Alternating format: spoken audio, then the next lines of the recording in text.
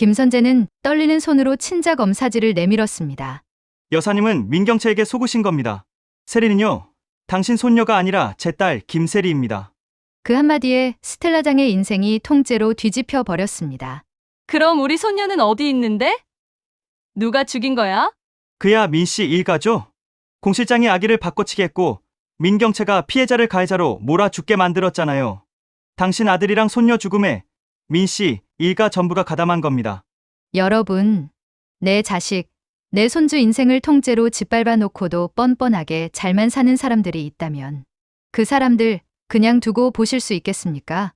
오늘 돌돌TV에서는 모든 진실을 알고 폭주하기 시작한 스텔라장과 그녀의 신봉 모태주의 정체를 풀어보겠습니다. 돌고 도는 인생사, 우리나라 드라마를 더 시원하게 풀어드리는 돌돌TV 시작합니다. 구독과 좋아요, 여러분의 응원에 진심으로 감사드립니다. 세리가 자신의 친딸이라는 사실을 받아들이기 시작한 루시아. 아니, 백설이. 그녀는 이제 루시아라는 이름으로 살아가고 있었습니다. 그녀의 가슴 속에는 한 가지 안타까움이 크게 자리 잡고 있었습니다. 바로 민세리가 탐욕과 허황된 욕망으로 가득 찬 민씨 일가에서 비뚤어지고 나약한 아이로 자라났다는 사실이었습니다. 이 아이를 이대로 둘 수는 없어. 루시아는 마음을 굳게 먹었습니다. 우선 민세리를 정상적인 아이로 자랄 수 있는 기회를 주어야 했습니다. 그래서 그녀는 과감한 결정을 내렸습니다. 세리에게 시간제 카페 알바를 시킨 것입니다. 엄마, 제가 카페에서 일을요? 처음에는 황당해하던 세리였지만 이곳에서 버티면서 세상을 먼저 경험하게 하는 것이 루시아의 계획이었습니다. 물론 태어나서 처음 경험하는 일에 세리도 적잖이 당황했습니다. 하지만 새어머니 루시아가 시키는 일이니 한 번쯤은 해보는 것도 괜찮겠다 싶어 시작했습니다. 자꾸만 귀찮게 구는 손님들에게 짜증도 났습니다. 손이 거칠어지는 것도 싫었습니다. 하지만 카페에서 만난 선배와 동료들이 자신을 진심으로 대하고 챙겨주는 인간관계를 경험하는 것은 생각보다 나쁘지 않았습니다. 돈으로 살 수 없는 진짜 사람의 온기를 처음으로 느끼고 있었습니다. 이 소식을 들은 스텔라장. 그녀는 불같이 화가 나서 당장 세리를 카페에서 데리고 나오고 싶었습니다. 감히 우리 세리를. 하지만 세리는 완강하게 버티며 루시아의 말만 듣겠다고 고집을 부리는 것이었습니다. 소녀의 태도에 스텔라장은 더욱 분노가 치밀어 올랐습니다. 감히 민강의 회장이 될 우리 세리를 고작 10,000원짜리 알바를 시켜. 극도로 화가 난 스텔라는 분을 참지 못하고 회장실로 쳐들어갔습니다. 그리고 루시아의 뺨을 2차례나 거침없이 갈겼습니다. 짝! 세 번째 손이 휘둘러지려는 순간 그 팔목을 문태경이 세차게 잡아챘습니다. 지금 여기서 뭐 하시는 겁니까? 교양 없이. 문태경이 고함을 쳤습니다. 뺨을 맞고 눈물을 흘리던 루시아가 절규하듯 외쳤습니다. 여사님, 대체 왜 이렇게까지 망가지신 건데요? 이런 분 아니셨잖아요. 지난 4년 동안 저는 어머니처럼 생각해왔어요. 세리는 여사님과 얽히면 안 되는 사이예요. 제발 정신 차리세요. 제발요. 루시아의 간절한 외침에 스텔라장은 넋이 나간 듯 얼굴이 상기된 채 회장실에서 비틀거리며 나갔습니다. 둘만 남은 문태경과 루시아. 두 사람은 스텔라장의 위태위태한 모습에 혀를 내둘렀습니다. 걱정이에요. 저러다가 누구 하나 정말 죽일 수도 있어요. 루시아의 목소리가 떨렸습니다. 우리 둘이 회사에서 쫓겨나는 것으로 끝나지 않을 거예요. 민두식 회장을 정말 죽일 수도 있고. 문태경도 심각한 표정으로 고개를 끄덕였습니다. 장 여사님의 폭주를 어떻게든 막아야 해요. 천하의 민경채도 쩔쩔매고 있잖아요. 한편 스텔라장은 집에 돌아와 가까스로 정신을 가다듬고 있었습니다. 그런데 늦은 밤 누군가 초인종을 눌렀습니다. 문을 열자 술에 취한 채 비틀거리며 들어온 김선재. 그는 취중진담이라도 하듯 자꾸만 세리는 민세리가 아니라 김세리라고 중얼거렸습니다. 장 여사님, 내가 취하지 않고는 이 비밀을 차마 털어내기 힘드네요. 김선재가 흐릿한 눈으로 스텔라장을 바라보며 말했습니다. 세리는 알고 보니 제 딸입니다. 호세 씨의 핏줄이 아니었어요. 김선재는 떨리는 손으로 친자 검사 기록을 내밀었습니다. 그리고 비수처럼 날카로운 말을 덧붙였습니다. 여사님은 민경채에게 속으신 겁니다. 충격 속에 아무런 말도 잊지 못하는 스텔라장. 그 창백한 얼굴을 바라보며 김선재는 제안을 꺼냈습니다.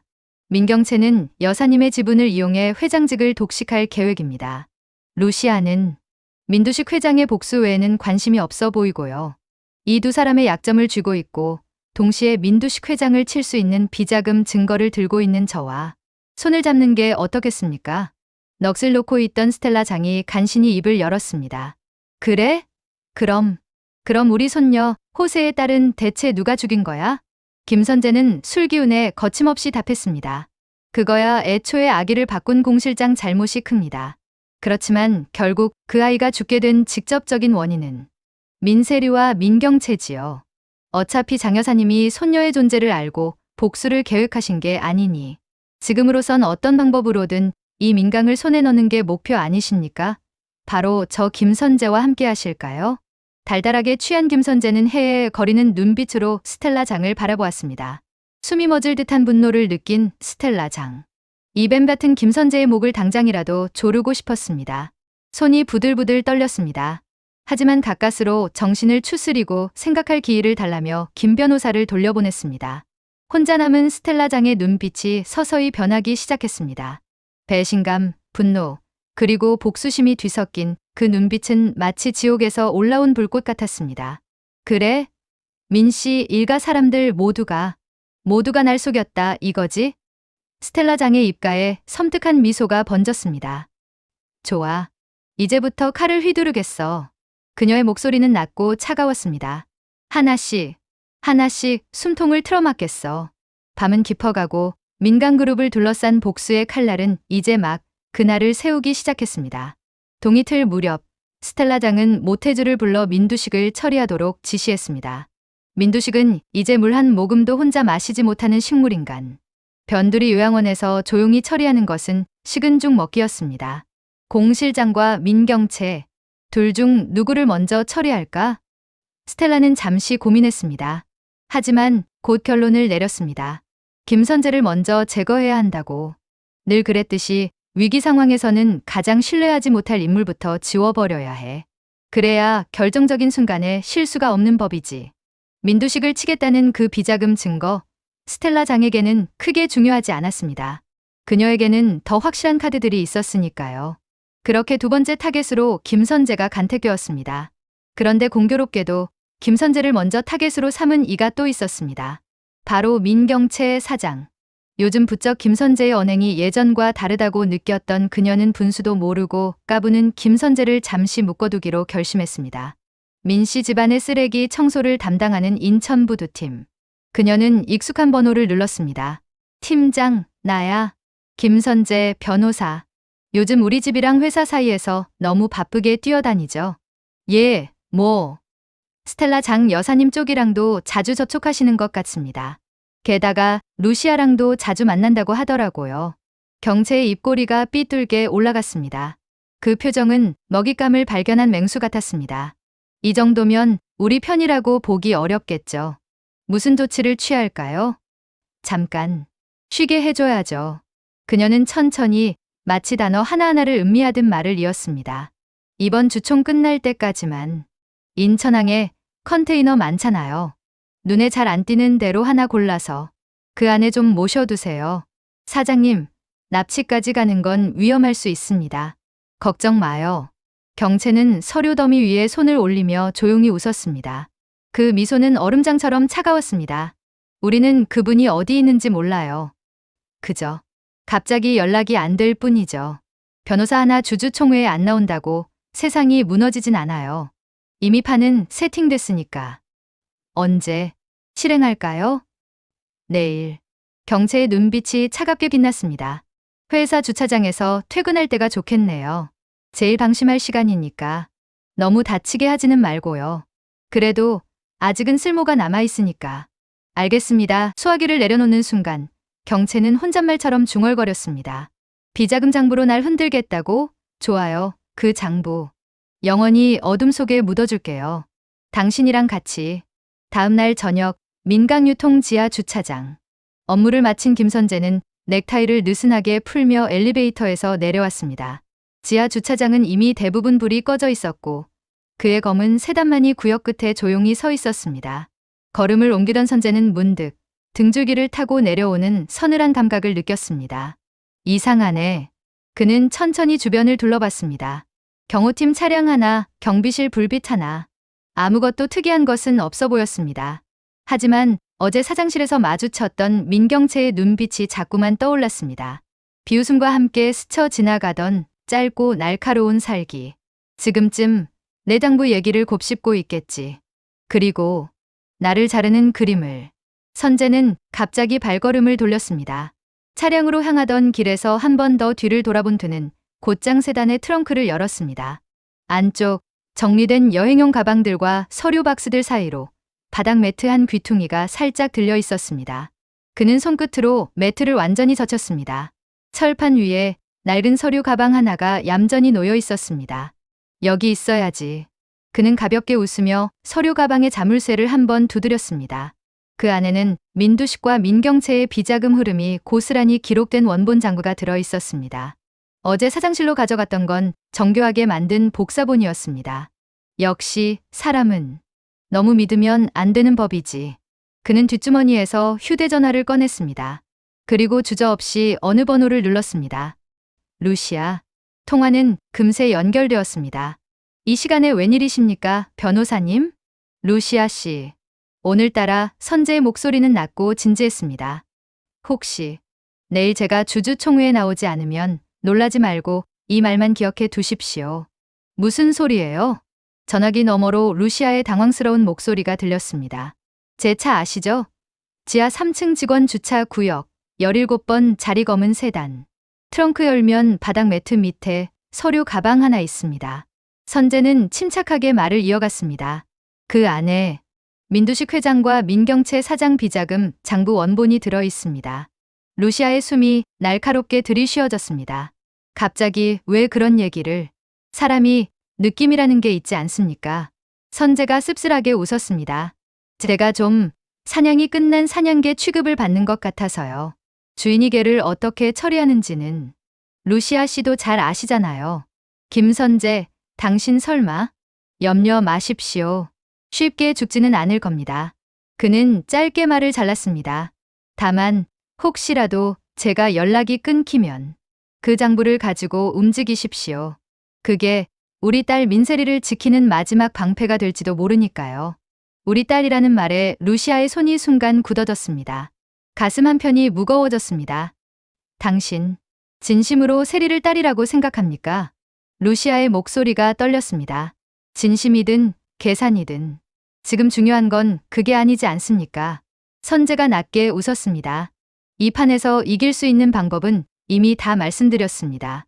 세리를 회장으로 올리세요. 저는 그 길을 끝까지 뚫어보겠습니다. 그 순간 주차장 기둥 뒤에서 인기척이 느껴졌습니다. 선재가 반사적으로 고개를 돌리자 검은 모자를 눌러쓴 두 남자가 천천히 다가오고 있었습니다. 온 것 같군요. 선재의 목소리가 낮아졌습니다. 뭐라고요? 누가요? 루시아가 다급하게 물었습니다.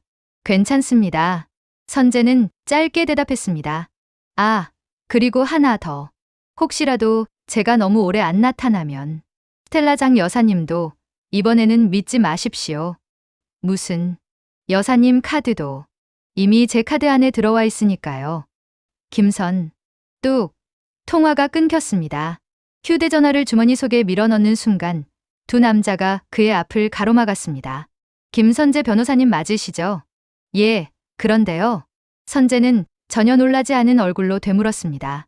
오히려 예상했다는 듯 담담한 표정이었습니다.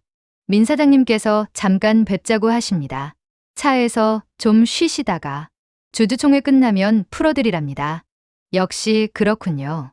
선재는 피식 웃었습니다. 알겠습니다.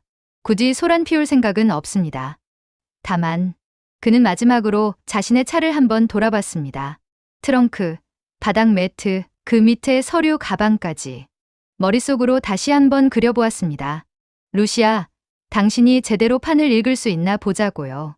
그를 실은 배는 곧 어두운 지하 주차장을 빠져나가 인천항을 향해 달려갔습니다. 그리고 그가 떠난 뒤 아무것도 모른다는 듯 주차장에는 원래 자리 그대로 검은 세단 한 대만이 조용히 남아있을 뿐이었습니다. 그 차 안에는 민강그룹의 운명을 뒤바꿀 폭탄이 숨겨져 있었습니다. 과연 루시아는 김선재가 남긴 마지막 메시지를 제대로 이해하고 그 카드를 적절히 사용할 수 있을까요? 주주총회까지 남은 시간은 이제 며칠 남지 않았습니다. 스텔라 장이 분노와 증오에 넘쳐 민두식을 저승길로 보내야겠다고 마음먹은 바로 그 순간. 그녀는 태주에게 곧바로 실행에 옮겨달라고 지시했습니다. 스텔라 장은 민경채로부터 민세리가 호세의 딸이라는 거짓말을 들은 순간부터 이성을 잃어가고 있었습니다. 그녀의 눈빛에는 광기가 서려 있었습니다. 모태주는 그런 스텔라 장의 곁을 묵묵히 따르며 루시아를 하루아침에 배신하고 민두식을 모욕하는 장면까지 목격했습니다. 그의 얼굴은 점점 어두워져 갔습니다. 세리, 우리 세리, 우리 손녀. 스텔라 장의 입에서 끊임없이 흘러나왔던 그 이름이 모태주의 가슴을 날카롭게 찔렀습니다. 마치 칼날처럼. 어둠 속에서 모태주는 주먹을 쥐었습니다. 그의 머릿속에서는 오래된 기억들이 파노라마처럼 스쳐 지나갔습니다. 어린 시절, 한국에서 미국으로 입양되었을 때의 기억. 처음에는 희망으로 가득했습니다. 새로운 가족, 새로운 삶. 하지만 그 희망은 오래가지 못했습니다. 양부모는 그를 사랑하지 않았습니다. 입양 보조금을 받기 위한 도구였을 뿐이었습니다. 폭력과 방임 속에서 그는 자랐고 결국 파양되어 거리로 내몰렸습니다. 할렘의 뒷골목. 그곳에서 모태주는 생존하기 위해 무엇이든 했습니다. 흑인 댕단 사이에서 살아남는 법을 배웠고 주먹과 칼로 자신을 지켰습니다. 그때 스텔라 장이 나타났습니다. 너, 나를 위해 일할 수 있겠니? 그녀의 차가운 눈빛과 단호한 목소리. 모태주에게 그것은 구원이었습니다. 아니, 구원이라고 믿었습니다. 스텔라 장은 그를 거두었습니다. 먹을 것과 잠잘 곳을 주었고 교육도 시켰습니다. 대신 그는 그녀의 칼이 되어야 했습니다. 그녀의 손발이 되어야 했습니다. 모태주는 그것을 기꺼이 받아들였습니다. 스텔라 장은 그에게 있어 구원자였고 어머니 같은 존재였고 전부였습니다. 그러나 20년 전 모든 것이 변했습니다. 민두식 회장이 그를 찾아왔습니다. 정호세를 죽여라. 그러면 평생 먹고 살 돈을 주겠다. 모태주는 거절하려 했습니다. 정호세는 스텔라 장의 아들이었습니다. 하지만 민두식은 집요했습니다. 너는 스텔라 장에게 그저 도구일 뿐이야. 언젠가는 버려질 거다. 하지만 나는 내게 진짜 미래를 주겠어. 그 말이 모태주의 마음속 어두운 구석을 건드렸습니다. 정말 난 그저 도구일까? 결국 모태주는 민두식의 제안을 받아들였습니다. 돈이 필요했고 무엇보다 스텔라 장이 자신을 정말로 소중히 여기는지 확인하고 싶었습니다. 어리석은 선택이었습니다. 정호세의 교통사고. 모태주는 그 현장에 있었습니다. 브레이크를 조작하고 사고가 일어나도록 길을 유도했습니다. 정호세는 죽었습니다. 그날 밤 모태주는 처음으로 진짜 죄책감을 느꼈습니다. 스텔라 장이 울부짖는 소리를 듣고 그는 자신이 무슨 짓을 저질렀는지 뼈저리게 깨달았습니다. 하지만 되돌릴 수는 없었습니다. 그 후로 모태주는 더욱 충성스럽게 스텔라 장을 섬겼습니다. 속죄하는 마음으로 그녀가 원하는 것이라면 무엇이든 했습니다. 자신이 죽인 호세의 어머니를 위해 그것이 그가 할 수 있는 유일한 속죄였습니다. 그러나 이제 스텔라 장은 민세리만을 생각하고 있었습니다. 자신의 친손녀를 찾았다며 모든 것을 그 아이에게 주려 했습니다. 나는 뭐지? 20년 넘게 당신을 따르며 살았는데 호세를 죽인 죄책감에 평생을 속죄하며 살았는데 이제 와서 핏줄이 더 중요하단 말인가? 모태주의 눈빛에 배신감이 번졌습니다. 그리고 분노가 타올랐습니다. 복도 끝에서 스텔라 장이 돌아서는 모습이 보였습니다. 그녀는 모태주를 향해 가볍게 고개를 끄덕였습니다. 가자. 그녀의 목소리는 차갑고 명령적이었습니다. 마치 개를 부르듯, 마치 도구를 다루듯. 모태주는 고개를 숙이며 대답했습니다. 네, 여사님. 하지만 그의 마음속에서는 무언가가 산산조각 나며 부서지고 있었습니다. 나는 당신의 도구였을 뿐이구나. 처음부터 끝까지. 모태주는 배신의 트라우마 때문인지 이 세상 어느 누구도 믿지 않는 인간이 되어 있었습니다. 그리고 이제 그 불신은 스텔라 장에게까지 향하고 있었습니다. 모태주는 홀로 민두식의 병실로 들어갔습니다. 스텔라 장은 간호사를 매수해서 간단히 처리해달라는 요청을 했습니다. 하지만 모태주는 민두식을 죽이러 간 게 아니라 살리러 돌아갔습니다. 침대 위에 민두식은 여전히 누워 있었습니다. 하지만 그의 눈은 분노로 불타고 있었습니다. 손가락이 미세하게 떨리며 침대 시트를 움켜쥐고 있었습니다. 모태주는 침대 옆에 섰습니다.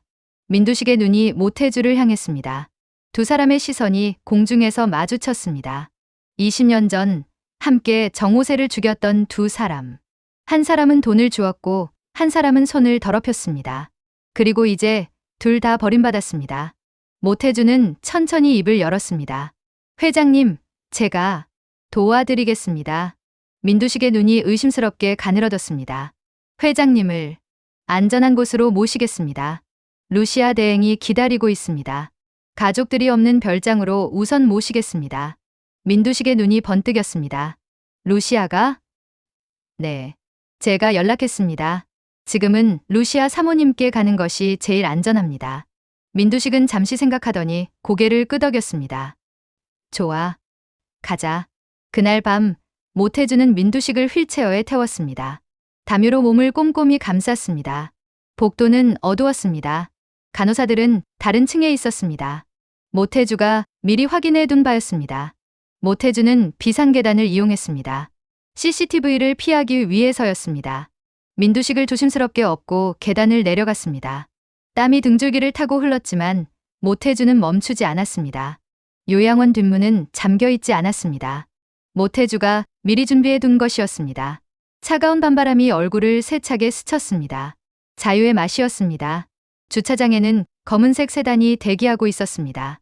모태주는 민두식을 뒷좌석에 조심스럽게 태우고 운전석에 올랐습니다. 엔진이 조용히 시동을 걸었습니다. 차는 어둠 속으로 빠져나갔습니다. 마치 유령처럼. 차는 도심을 벗어나 외곽으로 향했습니다. 민두식은 뒷좌석에서 창밖을 바라보았습니다. 오랜만에 보는 바깥 풍경이었습니다. 20년 전 정호세 교통사고의 장본인들. 두 사람 사이에 무거운 침묵이 흘렀습니다. 한참을 달리던 민두식이 먼저 입을 열었습니다. 그럼 넌 뭘 원하는 거냐? 목소리는 여전히 어눌했지만 의심이 가득했습니다. 모태주는 잠시 생각했습니다. 백미러로 민두식의 얼굴을 보며 천천히 답했습니다. 전 배신하는 인간이 제일 싫습니다. 스텔라 장은 철저히 루시아를 배신했습니다. 결국 저 또한 배신당하지 않으리라는 법은 없으니까요. 모태주의 목소리에는 깊은 상처가 배어 있었습니다. 제가 지켜본 스텔라 장은 그런 분입니다. 필요 없으면 버리는. 1시간쯤 달렸을까? 차는 숲속의 한적한 별장 앞에 멈춰 섰습니다. 창문을 통해 불빛이 은은하게 새어나왔습니다. 누군가 기다리고 있었습니다. 모태주는 민두식을 다시 휠체어에 태우고 별장 안으로 들어갔습니다. 거실에는 루시아가 서 있었습니다. 그녀의 얼굴은 창백했고 눈은 충혈되어 있었습니다.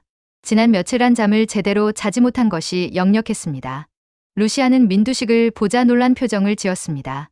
회장님, 괜찮으신 거죠? 아니, 오히려 이제 거동이 가능하시니 다행이에요. 민두식도 루시아를 복잡한 표정으로 바라보았습니다. 미움과 원망, 그리고 묘한 동질감이 뒤섞인 눈빛이었습니다. 모태주는 두 사람을 번갈아 보며 조용히 말했습니다. 두 분이 손을 잡으면 아직 기회가 있습니다. 장 여사님이 세리가 자기 손녀가 아닌 것을 알게 됐습니다. 민강 일가족이 감당하기 힘든 폭풍이 일어나고 있습니다. 긴 침묵이 흘렀습니다. 세 사람 모두 각자의 생각에 잠겼습니다. 민두식이 먼저 입을 열었습니다. 루시아. 그의 목소리는 떨렸지만 단호했습니다. 우리, 민경채든, 스텔라 장이든 모두 무너뜨리자. 루시아는 눈을 감았습니다. 눈물이 주르르 흘러내렸습니다. 복수와 용서, 미움과 연민이 뒤섞인 눈물이었습니다. 그녀는 천천히 고개를 끄덕였습니다. 좋아요. 이번만큼은 함께 싸웁시다. 민두식은 떨리는 손으로 주먹을 쥐었습니다. 그 안에는 강한 의지가 담겨 있었습니다. 내가 다시 일어선다. 민강유통. 내가 되찾는다. 민경채, 스텔라 장. 너희들이 치를 대가를 똑똑히 보여주겠어. 모태주는 두 사람을 바라보며 차갑게 미소 지었습니다. 그의 눈빛 속에는 복잡한 감정이 교차했습니다. 배신감, 복수심, 그리고 속죄에 대한 마지막 기회. 스텔라 장. 당신은 끝까지 모를 겁니다. 호세를 죽인 사람이 누구였는지, 그리고 그 사람이 20년 동안 당신 곁에 있었다는 것을. 복수의 씨앗이 다시 싹트기 시작했습니다. 밤은 깊어갔고 별장 안에서는 새로운 동맹이 맺어지고 있었습니다. 하지만 민두식은 그것이 파멸의 또 다른 시작인 것을 모르고 있었습니다. 폭풍이 다가오고 있었습니다. 민간그룹을 둘러싼 권력 다툼은 이제 새로운 국면을 맞이하고 있었습니다. 모태주의 도움으로 민두식 회장을 별장으로 옮겨놓은 루시아. 문태경과 함께 곧장 김선재 변호사가 다급하게 전한 메시지를 따라갔습니다. 민강유통본사 지하 3층, 거의 모든 불이 꺼진 주차장 한 구석에서 루시아와 문태경은 숨을 죽이고 서 있었습니다. 문태경이 낮게 말했습니다. 여기 맞습니까? 지하 3층 17번 자리. 루시아는 김선재의 문자를 다시 한번 확인했습니다. 지하 3층 17번, 검은 세단. 트렁크 바닥 매트 및. 그 짧은 문장이 머릿속에서 계속 되뇌어지고 있었습니다. 검은 세단 앞에 선 태경은 잠시 주위를 둘러본 뒤 조심스럽게 트렁크를 열었습니다. 텅 비어 보이는 짐칸 바닥, 그 위에 깔린 매트가 눈에 들어왔습니다. 그는 매트 가장자리를 손끝으로 잡고 천천히 들쳐 올렸습니다. 그 아래 낡은 서류 가방 하나가 드러났습니다. 루시아의 심장이 순간 크게 뛰었습니다. 있군요. 태경이 낮게 중얼거렸습니다. 루시아는 한 걸음 다가가 서류 가방을 내려다보았습니다. 잠금 장치는 이미 풀려 있었습니다. 마치 누군가 이제 당신 차례라며 건네놓고 간 것처럼 준비된 상태였습니다. 가방을 연 순간 오래된 종이 냄새와 함께 빼곡히 적힌 숫자와 이름들이 눈에 들어왔습니다. 민두식, 민경채, 계열사 리스트, 차명 계좌, 현금, 흐름. 페이지를 넘길수록 이 회사가 어떻게 피를 빨아먹으며 커왔는지가 그대로 드러나고 있었습니다. 루시아는 숨을 깊게 들이마셨습니다. 이걸로 끝낼 수 있습니다. 태경이 조용히 말했습니다. 더 이상 말로 싸울 필요 없습니다. 증거가 여기에 다 있습니다. 루시아는 장부를 가슴에 꼭 끌어안았습니다. 이 장부는 복수의 마지막 칼일 뿐만 아니라 내일 열릴 주주총회에서 판을 바꿀 수 있는 결정적인 무기였습니다. 선재 씨가 마지막에라도 사람 노릇을 했군요. 루시아는 씁쓸한 미소를 지었습니다. 이 장부 하나로 민 씨 일가 전체를 인질로 잡을 수 있습니다. 날이 밝고 주주총회를 위해 주요 주주와 경영진이 회의장으로 모여들기 시작했습니다. 회의장 입구에는 이미 취재진들이 진을 치고 있었습니다. 민강유통의 권력 승계를 둘러싼 소문이 연일 보도되고 있었기 때문입니다. 민경채 사장 입원했다던데 김선재 변호사도 행방불명이래. 오늘 완전 피바람 불겠는데요. 기자들의 수군거림 속에서 회의장 문이 열렸습니다. 회의실 중앙 회장 대행 루시아가 앉아 있었습니다. 그녀의 얼굴은 창백했고 두 손은 서류를 꽉 쥐고 있었습니다. 주두석에는 민지섭, 민수정이 앉아 있었고 이사회석에는 스텔라 장이 차가운 눈빛으로 루시아를 노려보고 있었습니다. 시작하겠습니다. 사회자의 목소리가 울려 퍼졌습니다. 오늘 안건은 두 가지입니다. 첫째, 정루시아 회장 대행 해임안. 둘째, 민경채 사장의 회장 선임안입니다. 그 순간 스텔라 장이 벌떡 일어섰습니다. 잠깐. 그녀의 목소리가 회의장을 가득 채웠습니다. 민경채는 사기죄로 고소된 상태입니다. 회장 선임은 불가합니다. 여사님, 진정하십시오. 아직 확정된 것은 확정? 내가 직접 고소했어요. 스텔라 장의 목소리가 떨렸습니다. 민경채는 나를, 우리 모두를 속였습니다. 회의장이 웅성거리기 시작했습니다. 민수정이 언니를 힐끗 쳐다보며 입꼬리를 살짝 올렸습니다. 민지섭은 얼굴이 새하얗게 질려 있었습니다. 바로 그때 회의장 뒤편 문이 천천히 열렸습니다. 모두의 시선이 그쪽으로 향했습니다. 복도의 어둠 속에서 휠체어 하나가 조용히 나타났습니다. 조명이 그 사람을 비추는 순간 회의장 전체가 얼어붙었습니다. 저 사람은 누군가 떨리는 목소리로 중얼거렸습니다. 휠체어 위에 앉아있는 남자. 야윈 얼굴, 흰 머리, 하지만 여전히 날카로운 눈빛. 죽은 줄만 알았던 민강유통의 창업주가 오늘 이 자리에 나타난 것입니다. 휠체어를 밀고 있는 사람은 모태주였습니다. 아버님? 민수정이 믿을 수 없다는 표정으로 일어섰습니다. 민지섭은 입을 떡 걸린 채 얼어붙어 있었습니다. 그리고 스텔라 장. 그녀는 모태주와 민두식을 번갈아 보더니 으아아. 비명을 지르며 그 자리에서 쓰러져 버렸습니다. 여사님, 여사님.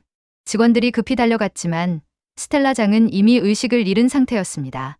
혼란 속에서 민두식의 휠체어는 천천히 단상을 향해 움직였습니다. 삐걱, 삐걱. 그 소리만이 회의장에 울려 퍼졌습니다. 단상 앞에 도착한 민두식. 그는 떨리는 손으로 마이크를 잡았습니다. 다들 목소리가 갈라졌습니다. 오랜만이네. 회의장은 숨소리조차 들리지 않을 만큼 고요했습니다. 민두식은 천천히 회의장을 둘러보았습니다. 자신의 자식들, 주주들, 이사들, 그리고 마지막으로 루시아. 두 사람의 시선이 공중에서 마주쳤습니다. 루시아의 눈빛에는 복잡한 감정이 교차했습니다. 민두식의 눈빛에는 결의가 서려 있었습니다. 나는 오늘. 민두식이 입을 열었습니다.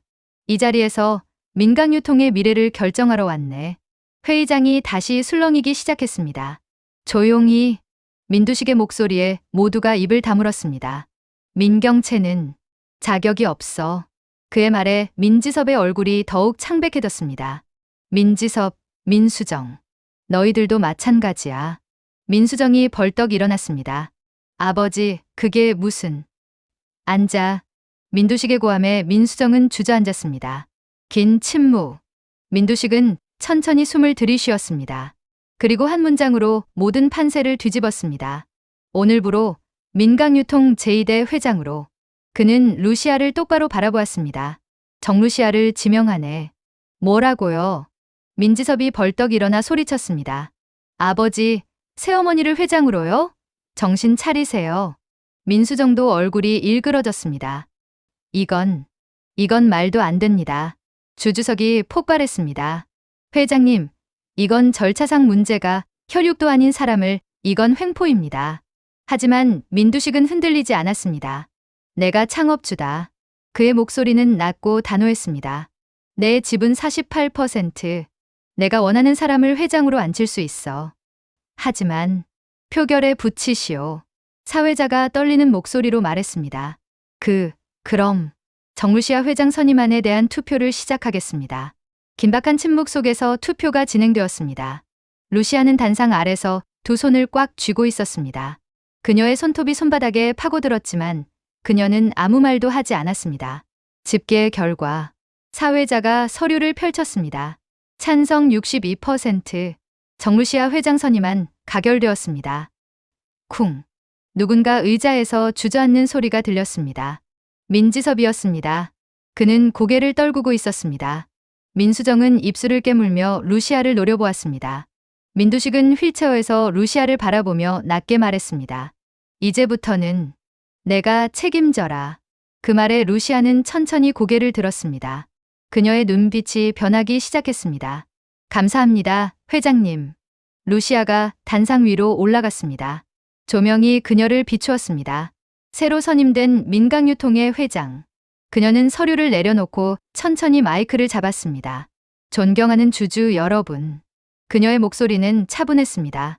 저는 오늘 이 자리에서. 그녀가 잠시 말을 멈추었습니다. 그리고 민두식을 똑바로 바라보았습니다. 민강유통이 그동안 저질러온 과오를 인정합니다. 순간 회의장 공기가 얼어붙었습니다. 뭐라고? 민두식의 얼굴에서 핏기가 사라졌습니다. 민강유통은 수십 년 동안 성장이라는 이름으로. 루시아의 목소리가 회의장에 울려 퍼졌습니다. 수많은 불법적 관행을 눈감아 왔습니다. 루시아. 민두식이 소리쳤습니다. 지금 무슨 짓을. 저 역시 그 과정 속에서 피해자로서. 루시아는 흔들림 없이 말을 이었습니다. 이 회사의 어두운 민낯을 직접 보았습니다. 그녀의 눈빛은 불타고 있었습니다. 이제부터 저는 이 회사를 투명하게 만들 것입니다. 나는 그런 말 한 적 없네. 민두식이 휠체어를 흔들며 소리쳤습니다. 당장 그 발언을. 바로 그때. 쾅. 회의장 뒤쪽 문이 거칠게 열렸습니다. 모든 시선이 뒤로 향했습니다. 문태경이 서 있었습니다. 검은 정장을 입은 그는 무거운 서류 가방을 들고 있었습니다. 그의 얼굴에는 차가운 결의가 서려 있었습니다. 미안합니다. 늦었습니다. 그는 천천히 단상을 향해 걸어왔습니다. 구두 소리만이 고요한 회의장에 울려 퍼졌습니다. 문태경, 자네 지금. 민두식이 소리쳤지만 문태경은 그를 무시하고 단상 위로 올라갔습니다. 그리고 서류 가방을 단상 위에 내려놓았습니다. 쿵. 둔탁한 소리가 회의장 전체에 울렸습니다. 회장님. 문태경이 민두식을 바라보았습니다. 정확히 어떤 과오인지. 그는 서류 가방을 열었습니다. 이제 제가 대신 설명드리죠. 서류들이 쏟아져 나왔습니다. 장부, 거래 명세서, 계약서, 통장 사본. 이게 뭐야? 누군가 중얼거렸습니다. 문태경은 첫 페이지를 펼쳐 들었습니다. 민두식 회장. 그의 목소리가 차갑게 울려 퍼졌습니다. 비자금 조성 118억. 뭐라고? 주주석이 술렁이기 시작했습니다. 해외 차명 계좌 9개. 페이지를 넘겼습니다. 건설 입찰 담합 3건. 또 넘겼습니다. 계열사 횡령. 또 협력업체 리베이트. 회의장이 점점 시끄러워졌습니다. 이건 조작이야. 민두식이 소리쳤습니다. 조작이라고. 문태경은 그를 조용히 바라보았습니다. 그리고 마지막 페이지를 천천히 펼쳐 보였습니다. 긴 침묵. 회의장 전체가 숨을 죽였습니다. 그리고 문태경의 목소리가 낮게 가라앉았습니다. 쾅. 누군가 의자를 넘어뜨렸습니다. 저 정말이에요? 살인 교사라니 누구를 죽였다는 거죠? 회의장이 폭발했습니다. 문태경은 서류를 들어 올렸습니다. 20년 전 정호세 씨 교통사고. 스텔라 장의 이름이 나오자 의식을 잃었던 그녀가 갑자기 눈을 떴습니다. 호세? 그녀의 목소리가 떨렸습니다. 민두식 회장과 모태주 씨가 공모하여. 문태경이 말을 이었습니다. 정호세 씨의 차량 브레이크를 조작했습니다. 아니야. 스텔라 장이 비틀거리며 일어났습니다. 그게 사실이야? 그녀는 모태주를 바라보았습니다. 모태주는 고개를 숙인 채 아무 말도 하지 않았습니다. 태주야, 말해봐. 그게 사실이냐고. 스텔라 장의 목소리가 울먹였습니다. 여사님. 모태주가 천천히 고개를 들었습니다. 그의 눈에는 눈물이 고여 있었습니다. 죄송합니다. 그 한마디에 스텔라 장은 다리가 풀려 주저앉았습니다. 너희가 우리 호세를. 그녀의 목소리는 비명에 가까웠습니다. 이 개 자식들아. 민두식은 창백한 얼굴로 휠체어에 앉아 있었습니다. 그의 손이 부들부들 떨렸습니다. 이건. 그는 말을 잇지 못했습니다. 회장님. 루시아가 단상에서 그를 내려다보았습니다. 이제 숨기실 방법이 없습니다. 바로 그때 회의장 문이 다시 열렸습니다. 이번에는 제복을 입은 사람들이었습니다. 검찰청 소속 검찰관들. 민두식 씨. 선임 검사가 앞으로 나왔습니다. 횡령, 비자금 조성, 입찰 담합, 그리고 타인 살인 교사 혐의로. 그는 영장을 꺼내 보였습니다. 긴급 체포합니다. 잠깐. 민두식이 소리쳤습니다. 나는 민강유통의 창업주다. 감히 누가. 법 앞에 창업주도 없습니다. 검사가 차갑게 말했습니다. 모태주 씨도 동행하시죠. 2명의 형사가 민두식의 휠체어를 잡았습니다. 놔라고. 민두식이 발버둥 쳤지만 소용없었습니다. 휠체어가 천천히 회의장을 빠져나가기 시작했습니다. 루시아. 민두식이 마지막으로 그녀를 불렀습니다. 너 이게 뭐 하는 짓이야? 우리 약속했잖아. 함께 민경채를 무너뜨리기로. 루시아는 차갑게 그를 바라보았습니다. 약속? 그녀가 씁쓸하게 웃었습니다. 회장님과 제가 약속할 수 있는 게 뭐가 있었나요? 당신은 제 남편을 죽였어요. 민두식의 얼굴이 일그러졌습니다. 나는 너를 회장으로 만들어줬어. 그래서요? 루시아의 목소리에는 감정이 없었습니다. 그게 죄를 덮을 수 있나요? 인연이. 민두식이 소리쳤습니다. 너도 끝이야. 내 과거를 내가 다 알고 있어. 백설이, 너 불법으로 얼마나 많은. 다 알고 있습니다. 루시아가 조용히 말했습니다. 그래서 전 이미 제 과거도 검찰에 자진 신고했어요. 민두식의 입이 떡 벌어졌습니다. 법 앞에 예외는 없다고 하셨잖아요. 루시아가 씁쓸하게 웃었습니다.